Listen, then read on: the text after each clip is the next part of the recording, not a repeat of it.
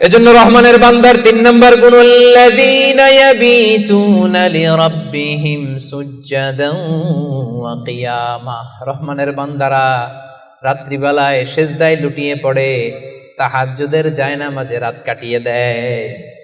পারা যাবে? পারবেন? মাঝে মাঝে তাহাজ্জুদের সালাত পড়তে রাজি আছেন? ওমিনাল লাইলি ফাতাহাজ্জাদ বিহি নাফিলাতাল লাকা আসা আইয়াবা আসাকা রাব্বুকা মাকামাম মাহমুদা। যারা তাহাজ্জুদ পড়ে এদের মর্যাদা বাড়ায় দেয় কে? এদের চেহারার মধ্যে একটা নূরানি ঝলকানি এনে দেয় কে? তাহলে জান্নাতের অ্যাপার্টমেন্ট পাওয়া এত সহজ না। 3 নাম্বার বৈশিষ্ট্য হচ্ছে তাহাজ্জুদের জায়নামাজে সময় কাটায় রহমানের বান্দারা। এই পয়েন্টটা কি বুঝতে পারছেন প্রিয় ভাইরা?